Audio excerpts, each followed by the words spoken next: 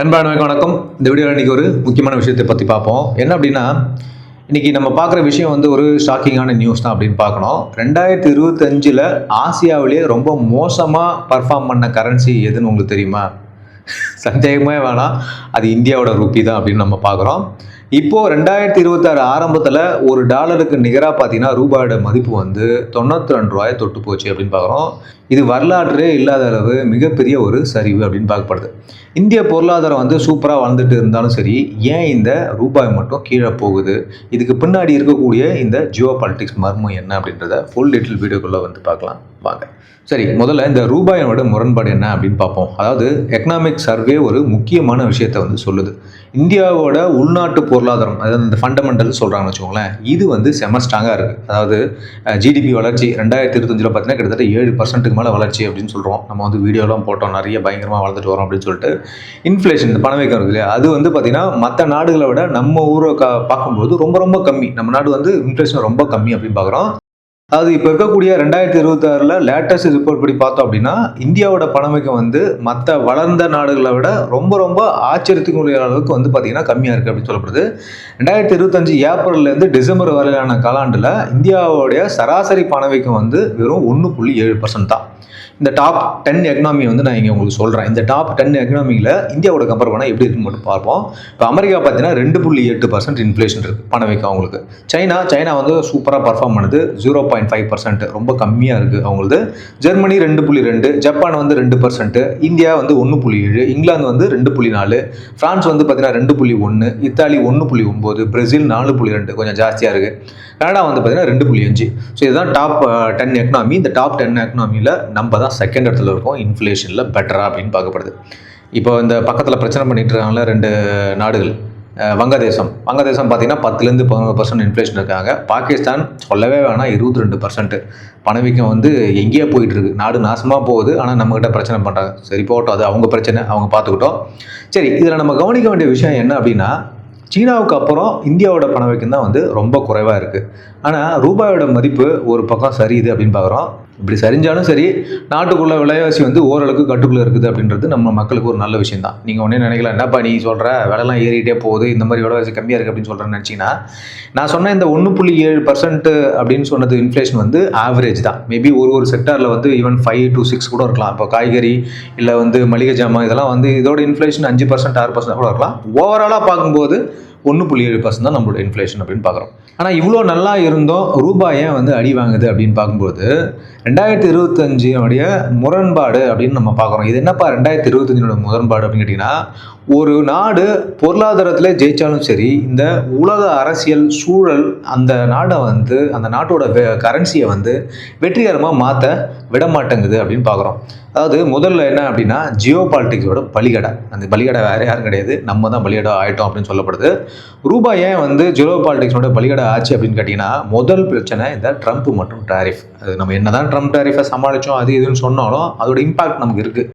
நம்ம வந்து பார்த்திங்கன்னா நம்மளுடைய ஏற்றுமதி பொருட்களுக்கு எல்லாத்துக்குமே வந்து 25% வரி, அது மட்டும் இல்லாமல் ரஷ்யா நம்ம ஆயில் வாங்கினதுக்கு ஒரு 25% வரி, ரெண்டுத்துக்கும் சேர்த்து 50% வரி போட்டதுனால நம்மளுடைய எக்ஸ்போர்ட் வந்து பயங்கரமாக பாதிச்சது. இப்போ தான் ஆல்டர்னேட்டிவ் சோர்ஸஸ்லாம் நம்ம பார்த்து இங்கேயும் வியாபாரம் பண்ணிகிட்டு இருக்கோம். இருந்தாலும் நமக்கு அது ஒரு அடி தான்.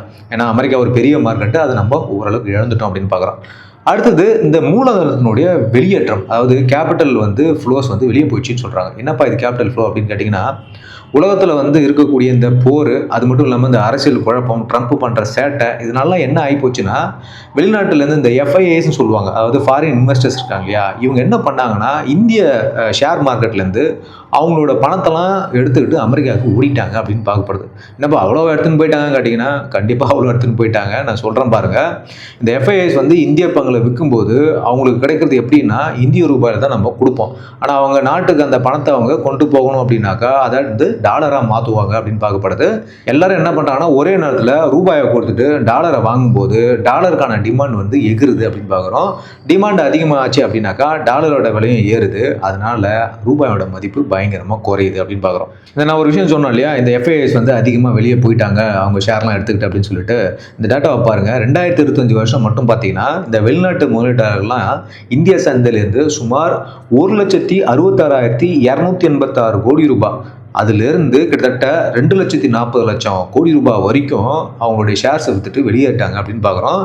இது வந்து இந்திய வரலாற்றிலே மிகப்பெரிய ஒரு வெளியேற்றம் அப்படின்னு பார்க்கப்படுது. ஹையஸ்ட் லெவல் ஆஃப் ஷேரை வந்து செல் பண்ணிட்டு அவங்க போயிட்டாங்க அப்படின்னு பார்க்குறோம். நம்ம கூட சொன்னோம் இல்லையா, அமெரிக்காவோட பாண்டை நம்ம விற்கிறோம் அப்படின்னு சொல்லிட்டு, அந்த மாதிரி இவங்க என்ன பண்ணிட்டாங்க, நம்மளோட ரூபியை வித்துட்டு கிளம்பிட்டாங்க அப்படின்னு பார்க்கப்படுது. ஜனவரி 2026 நிலவரப்படி பார்த்தீங்கன்னா, இப்போ ரீசெண்டாக அந்த 2026 ஸ்டார்ட் பண்ண ஃபர்ஸ்ட் 2 நாளில் மட்டுமே பார்த்தீங்கன்னா கிட்டத்தட்ட 7,608 கோடி ரூபாய் மதிப்புள்ள ஷேர்கள் வந்து அவங்க வித்துருக்காங்க அப்படின்னு பார்க்குறோம். இந்த தொடர் விற்பனை காரணமாக என்ன ஆகிப்போச்சுன்னா, இந்திய ரூபாயினுடைய மதிப்பு 2025 சுமார் 5% டிப்ரிஷியேட் ஆயிடுச்சு, அதாவது சரிவுக்கு தந்துச்சு அப்படின்னு நம்ம பார்க்குறோம். டிசம்பர் 2025 ரூபாய் வந்துட்டு டாலரோட வேல்யூ வந்து போயிடுச்சு. நேற்று 29 வரைக்கும் பார்த்தீங்கன்னா கிட்டத்தட்ட 92 ரூபா ஆயிடுச்சு டாலரோட மதிப்பு.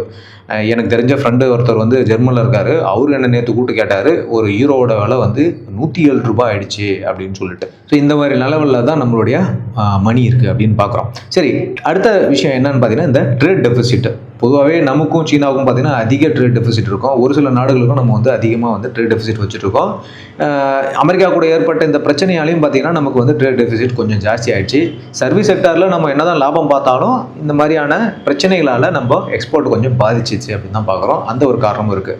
இப்போ என்னன்னா, இந்த ஸ்ட்ராட்டஜிக் பவர் கேப்னு சொல்லி ஒரு விஷயம் இருக்குது. அதாவது இந்த இடத்துல தான் வந்து ஒரு முக்கியமான ட்விஸ்டே இருக்குது. இந்த ஸ்ட்ராட்டஜிக் பவர் கேப் அப்படின்றது என்ன அப்படின்னு பார்த்தீங்கன்னா, ஆசியாவில் இருக்கக்கூடிய ஒரு நிறுவனம், இந்த லோவி இன்ஸ்டியூட் அப்படின்னு சொல்கிறாங்க. இவங்க யார் அப்படின்னு பார்த்தீங்கன்னா, இந்த நாடுகள்லாம் வந்து எந்தெந்த நாடு வந்து எவ்வளோ பவர்ஃபுல்லாக இருக்குது வேர்ல்டில் அப்படின்ற மாதிரி காட்டுறாங்க. அவங்களுடைய பொருளாதாரம், ராணுவம் எல்லாத்தையும் சேர்த்து வச்சு அவங்க வந்து ஒரு ரிப்போர்ட் போடுவாங்க வச்சுக்கோங்களேன். அவங்க கொடுத்துருக்க ரிப்போர்ட் படி பார்த்தீங்கன்னா, இந்தியாவோட இந்த பவர் கேப் ஸ்கோர் எவ்வளோ சொல்லியிருக்காங்கன்னா -4.0 அப்படின்னு சொல்லியிருக்காங்க. பவர் ஸ்கோர் அப்படின்றது என்னன்னு பார்க்கும்போது, 2024-25 ரிப்போர்ட் படி பார்த்தீங்கன்னா ஆசியாவிலேயே 3வது மிக வலிமையான நாடாக வந்து அவங்க இந்தியாவை அறிவிச்சிருக்காங்க. முதல்ல அமெரிக்கா, அடுத்தது சைனா, அதுக்கப்புறம் வந்து இந்தியா தான் அப்படின்னு சொல்லியிருக்காங்க. ஸோ அந்த -4.0 ஸ்கோர் அப்படின்றது என்ன அப்படின்னு பார்த்தீங்கன்னா, இந்திய பொருளாதாரம், மக்கள் தொகை, ராணுவம் எல்லாத்தையும் செம பலமாக இருக்குது அப்படின்னு காமிக்குது. ஆனால் அந்த பலத்தை வச்சு உலக அரசியலில் நாம் எடுக்க வேண்டிய லாபத்தை விட கம்மியாக தான் எடுக்கிறோம் அப்படின்ற மாதிரி அந்த ரிப்போர்ட் சொல்லுது. அதாவது நம்மக்கிட்ட 100 ரூபாய் இருக்குது, அந்த 100 ரூபாய் பவரை வந்து நம்ம வச்சுருக்கோம். ஆனால் அதில் வெறும் 96 ரூபாய் பவரை தான் வந்து நம்ம பயன்படுத்துகிறோம் அப்படின்னு சொல்லப்படுது. மீதி 4 ரூபாய் பவர் வந்து நம்ம பயன்படுத்தவே இல்லை. அதுதான் அந்த பவர் கேப் அப்படின்னு சொல்கிறாங்க. அதுதான் அந்த -4 அப்படின்னு சொல்லப்படுது. இதோட அர்த்தம் என்ன? இந்தியாவுக்கு உலக அளவில் செல்வாக்கு எல்லாமே இருக்குது, தகுதி இருக்குது. ஆனால் நாம் இன்னும் அந்த பவரை வந்து முழுசாக பயன்படுத்தலை அப்படின்னு பார்க்குறோம். இதனால் உலக சந்தையில் நம்ம கரன்சியை வந்து ஒரு சேஃப் ஹேவனாக வந்து யாரும் பார்க்க மாட்டுறாங்க முதலீட்டாளர்கள்லாம். அதான் வாங்கி வச்சா நமக்கு இந்த கரன்சி மூலிமா லாபம் கிடைக்கும் அப்படின்ற மாதிரி யாரும் பார்க்கறதில்ல அப்படின்னு சொல்கிறோம்.